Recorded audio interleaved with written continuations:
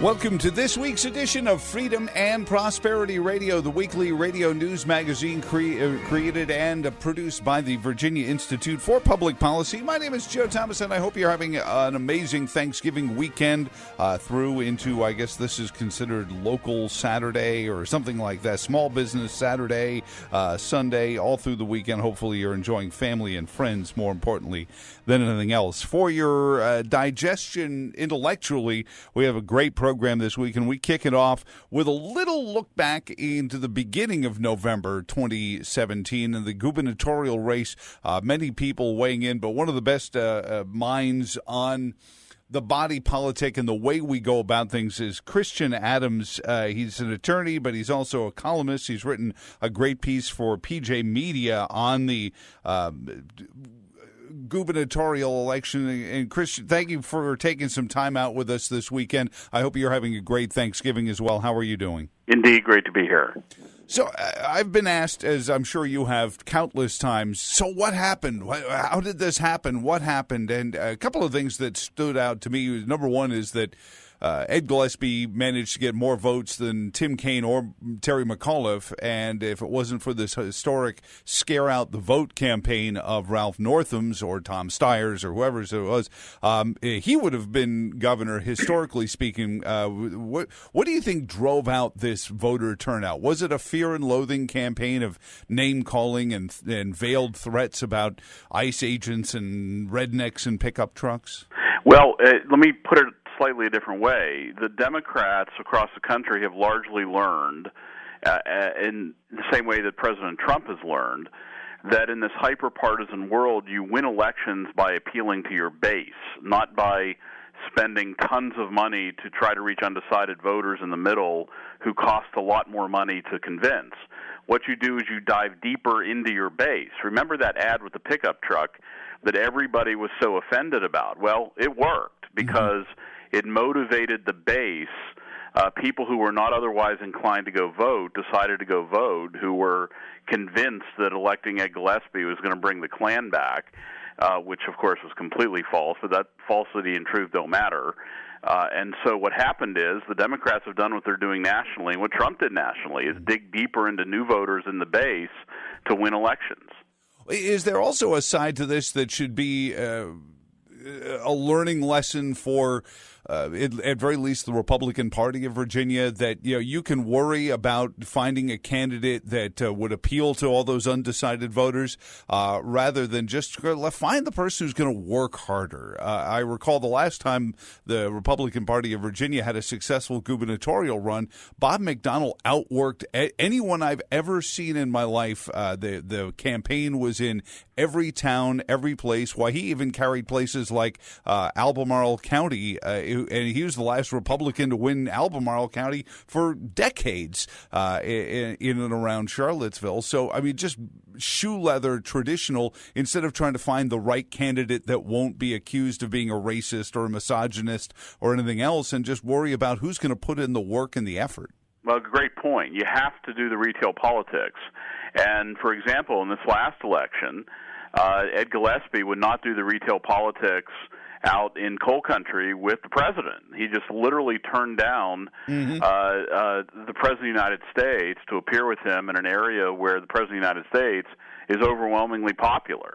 Bad mistake. You aren't doing what you have to do to win. But let me, twist that ever so slightly on what you're saying. You remember, politics is a consumer choice. It's like buying Coke versus Pepsi. It's like Burger King versus McDonald's. But like any other consumer choice people make, you have to have an appealing brand. That's the first thing. Is people have to say, you know what, I like Coca-Cola. I like Snapple. There has to be something that draws you to the brand other than he's not a bad extremist.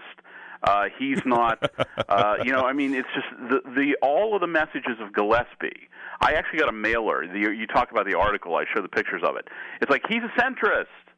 Well, to most political consumers, you've just alienated about two-thirds of the electorate by branding yourself a centrist. Yeah. Right? So it just didn't work. It was like saying, we're Coke, we don't taste so great. We're not as bad as Pepsi. I mean, it was a disaster from the start. It was bound to lose. And certainly Ralph Northam's campaign painted a guy who was, generally speaking, perhaps been less partisan than even Ed Gillespie over his career as this superhero who was going to protect women and children from the evils of racism and out-of-control nationalism and torch-wielding zealots. And Ralph Northam has been anything but that guy for most of his political career. But at that point, the 60-second ad or even the 2-minute adlets that ran online, it wasn't relevant at all. It was just you think this is going to happen and this guy's going to protect you from it. It was much more of a proactive campaign, Christian. A great point. Look, Republicans need to realize two important things. Number one, people vote on emotions. They don't vote on logic. That's just a fact. We might not like it. I don't particularly like it. It takes us into the world of Idiocracy, which some of you have seen the movie. Yeah. But I don't like. But it's real. People vote on emotions, and until Republicans wake up and realize that, they're going to keep losing elections. Trump realized that. That's one of the reasons he won the election. Secondly, you have to realize, Republicans, that you have to appeal to your base. That might be uncomfortable for some people, but unless you dig deeper into your base and find base voters who might not otherwise vote, just like the president did in places like Michigan, Wisconsin, and Pennsylvania, you're going to lose the elections, especially in it's all because we live in a hyper-partisan world. No candidate is going to change that in the near future. It is a hyper-polarized, hyper-partisan world, and the only way you win in that environment is by digging deeper into your base. Christian Adams, who wrote a piece for PJ Media, it's titled "Gillespie Ran a Jeb Campaign in a Trump World." Let me ask you, and you make a great point, but I think it's old school as well, because Reagan won in 80 with the base, and then once he was president for a while, then he started to build this coalition where the Reagan Democrats didn't vote for him in 80, they voted for him in 84. I think that, that's something you have to realize, is that get the people out who already are going to lean your direction, but as also, you mentioned the retail politics. I think Trump, if there's a lesson the conservatives and Republicans, and you can mix the bag together any way you want, need to learn from Trump, is that that connection. So if you've met as many voters as you can, you're less likely to be brought down by smear campaigns, because somebody will say, hold on, I was in an event with him. He was a really nice guy. He isn't this horrible person that they're saying on the news. And you diffuse a lot of that attack ad stuff the more people you get to know over the course of a campaign. I think you're exactly right. And some Republicans are having a hard time compartmentalizing something about Trump, namely his sort of what he says about issues versus how he appeals to apolitical people. Mm-hmm. They have a hard time separating the two, and therefore they don't understand the beauty of the second. In other words, how does he appeal to apolitical people? Right. And I think that's what Democrats have largely figured out over the course of the last decade, is how to get people who don't normally find themselves as a political voter, as an animal who votes. How do they get them activated? And Obama kind of figured that out on the left. He had a lot of data tools to do it. Trump figured that out.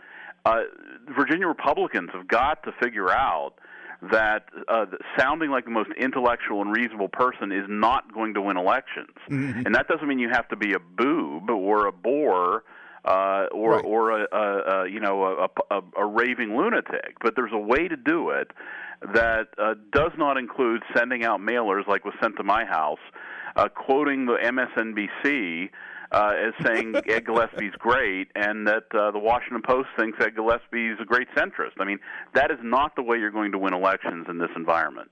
Right, because even the people, as you said, the base that was already predisposed said, well, hold it, that means he might sell out the things that I think are important, and you create an ambiguity when you really, that's the last thing you want to do. Right, and that's exactly what happened. I mean, you can look at the data across the Commonwealth, and places where Gillespie should have been performing better, he was not. And on the other side of the ledger, don't forget, they outworked Gillespie. Oh, yeah. They brought in every single outside group that was activated and mobilized, familiar with street politics, going door to door, and they just utterly crushed. I mean, look, I get mail from both candidates. I don't know why, but I do, and it was just a crushing. I've not seen anything quite like it, where basically the Gillespie campaign was built around the idea of we're really not Trump. I mean, it was an amazing sight to behold. Well, let's take that a step further, and I want to talk about the votes as well, and the possibility of some shenanigans with the votes themselves. But one sidebar to that, and I think more stunning than the fact that we have 4 more years of a Democrat governor, is the borderline historic, near shocking losses in the General Assembly amongst what I've been told from low friends in high places and high friends in low places.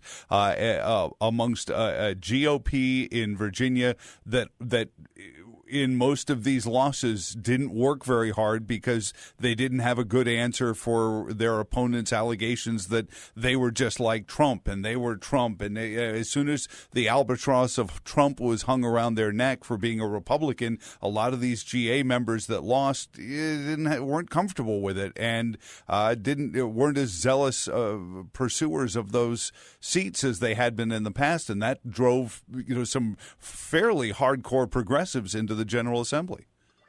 Well, look, first of all, I'd have to look at some data much closer before I can conclude that, but I can tell you this. Joe Vogel outperformed Ed Gillespie, and she lashed herself to Trump very hard and very aggressively. So at the top of the ticket, at least, that didn't play out. But, you can't live in your fears in politics. And there's ways to thread the needle and say, I support X, Y, and Z. I might not like President Trump doing certain things, but, you can't just wholesale abandon somebody, or at least you have to have a counterstrike. But more importantly, I would note that a lot of this might just be post-election spin, where they made mistakes on the local level, and they're looking for someone to blame, and the easiest person to blame is Trump. Look, I got a mailer from the Republicans that I at first thought was a Democrat mailer, and it had the envelope was a full-color envelope, which Lord knows how much that costs, and it had photographs of Trump, and it said something on it along the lines of, Trump is a lunatic in large letters, or words to that effect, and it said Ralph Northam in small letters. And I thought, what on earth is the Republican Party doing? It's almost looking like it's trying to sabotage the president. And I was flabbergasted that this mailer went out. I didn't include it in the article, but it almost had the appearance of like a double entendre to criticize President Trump by somebody in the Republican Party. Yeah, I'm not with him kind of thing. Is that it's amazing to watch that. And what's the expression? Snatching defeat out of the jaws of victory. It is stunning. What do you think the overall impact is going to be? There have been calls for change in the chairmanship at the Republican Party of Virginia. Internally, we've also heard that it's just going to be something while the swamp is getting drained, that Republicans aren't going to be very popular as more and more of the bureaucrats in Northern Virginia lose their jobs. I don't know. What do you think the overall impact over the next 2 or 3 years is going to be for the Republican Party in Virginia, Chris? Well, first of all, my organization, the Public Interest Legal Foundation, put together a study that we surveyed Virginia election officials to determine how many non-citizens have been canceled, people who've been removed from the voter rolls because of citizenship problems. And the number ran into the thousands, and these are only self-reports. Right. Okay? Now, that means there's a lot more than 5,000 non-citizens on the voter rolls in the Commonwealth of Virginia. I think one of the impacts to the Republican Party has got to wake up and realize that bureaucrats in Northern Virginia are a tiny fraction of the growing electorate in Virginia compared to the non-citizen, newly naturalized population that's now in Virginia. And I think it's a wake-up call to a lot of Republicans who thought that they could have relatively unrestrained immigration and not begin to feel the political impacts. Virginia might be the second canary in the coal mine after California, because non-citizens who become naturalized have astonishing political behaviors. They tend to vote for bigger government like 75 to 80% of the time. That carries through even to the third generation of Hispanic immigration. And so it doesn't mitigate. And so what's happened in Virginia, and I think this is ultimately what cost the election, in places like Prince William County, Fairfax, Loudoun, Manassas, those outer suburbs, is you have, over the last 10 years, a completely changed electorate.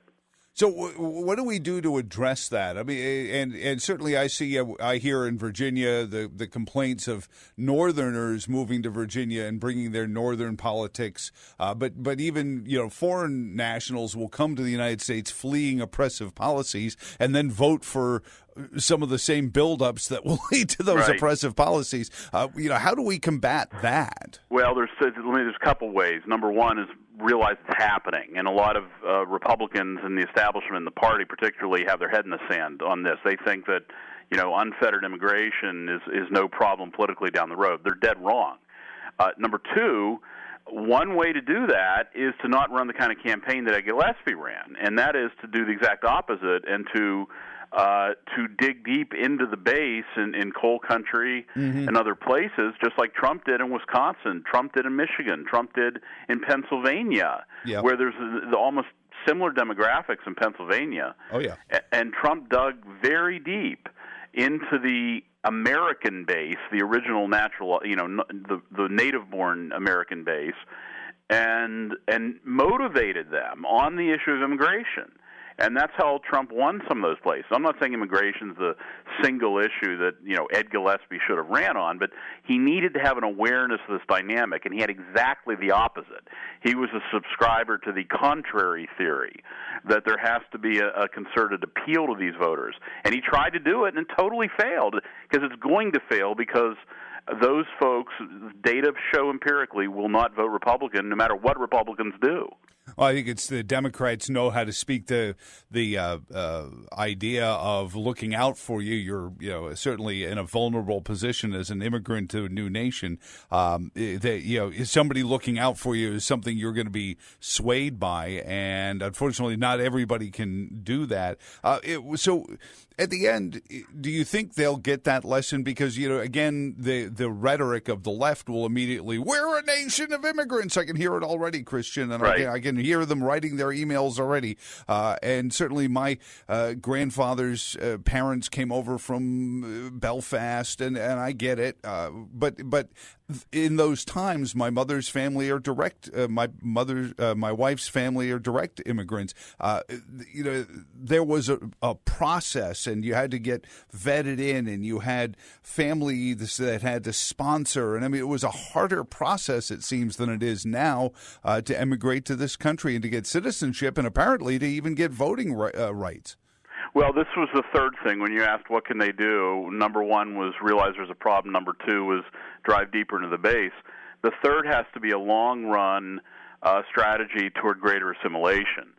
Greater assimilation and constitutional values of limited government, rule of law, transparency in government, anti-corruption, all of these things that a lot of people are sort of tolerant of that come to this country.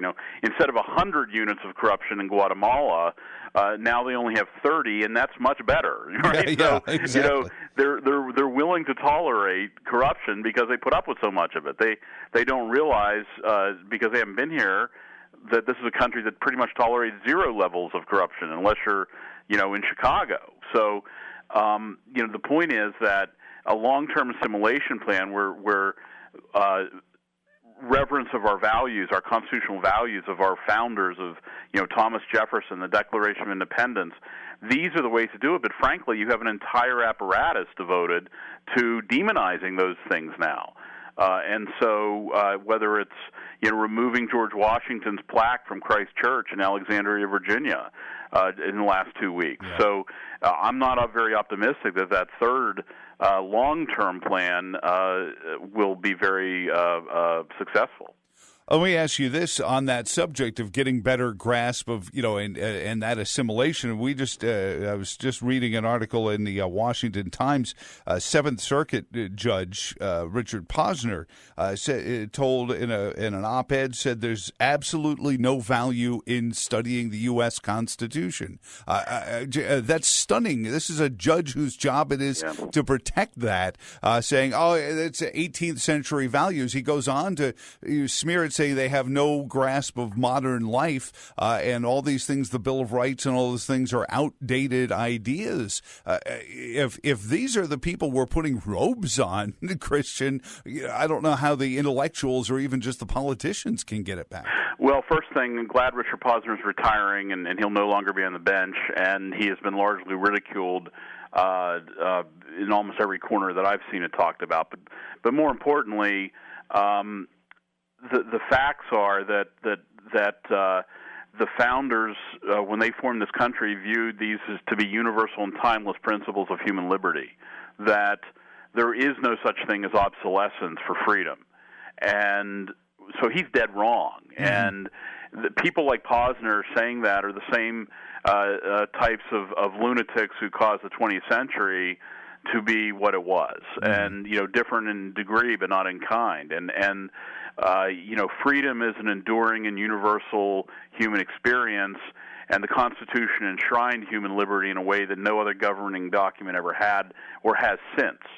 So Posner, thankfully, is being shipped out to pasture where he can do no more damage. Well, my concern is that there's a generation of jurists that are even worse coming up through the 90s and the everybody gets a trophy generation. And that's what really concerns me, is this idea that you have a right to privacy will go out the window because, well, that didn't take into account technology, and you have a right to not incriminate yourself. Well, we're trying to get bad guys here, and sometimes we have to get them to incriminate themselves.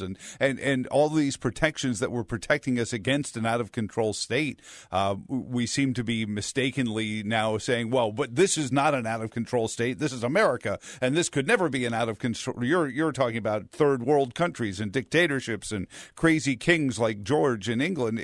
But as you said, those basic freedoms of free speech, we watch college kids saying, oh, free speech is, we should be allowed to beat up somebody we don't agree with, and those kind of that's stunning to me. And I almost worry that we have to go Ayn Rand and go find a little mountaintop village and go hide there until they've finally consumed one another. Yeah, I might go Ayn Rand, but I saw the Atlas Shrugged movies, and I don't want to go there. Yeah, so. All right. So they tried, but so it's a long argument. I've tried to raise my kids to understand it, but they swim in a pond full of people who think that the government is there to help them do these things. What about the vote integrity? You talked about the immigrant population, the non-citizens voting, both non-residents of Virginia still with voting rights and otherwise. What about some of the other vote integrities, the mass restoration of voting rights, and the brilliance, dark brilliance of McAuliffe saying, I'm going to give all 200,000 people their voting rights back, and then maybe most of them won't qualify for it, but I'll be able to make anyone who stood up against it look like a bad guy anyway, and a lot of their family's going to vote for Ralph Northam too. Well, that's a great point. You brought that up because it made a difference, especially in Virginia when you have so many House races decided by just a handful of votes. Yeah. And look, don't forget, this wasn't all Terry McAuliffe. Mm-hmm. The person who let the horse out of the barn was Bob McDonnell, and Bob McDonnell's the guy who began the process of changing the felon voting rights rules because he somehow thought. I can't speak for what he was motivated by. It was happening at a strange time for him where he was on the fast track to felonhood himself. But he started this process. The difference between McDonnell and McAuliffe was that there was a individualized determination for McDonnell's plan. In other words, McDonnell had an individualized determination, whereas McAuliffe was just automatically converting felons to the voter rolls. And when you stood up against it, first you were cast out as a hater and you were vilified, and then the ones who did eventually make it through, they wound up them and all their families said, well, we like these guys because they got me my rights back. And right, and it got McDonnell absolutely no support. Right. And any efforts to deal with felon voting rights like he did never. And when the felons get registered to vote, the numbers are astonishing. I mean, it's like 19 out of 20 votes go to Democrats when felon voting rights are restored. And there always has been a process for it. It's just McAuliffe found a way to stick some steroids into it. Hey, Christian Adams, thank you so much for taking some time again. PJ Media, and you can read his columns there. I appreciate you taking some time out and going over and re-chewing a little bit. It's not that we're going to relitigate it for years and years, but somebody needs to learn some lessons from 2017. Right, and thanks for having me. Not at all. Thank you very much, and we'll be right back on Freedom and Prosperity Radio.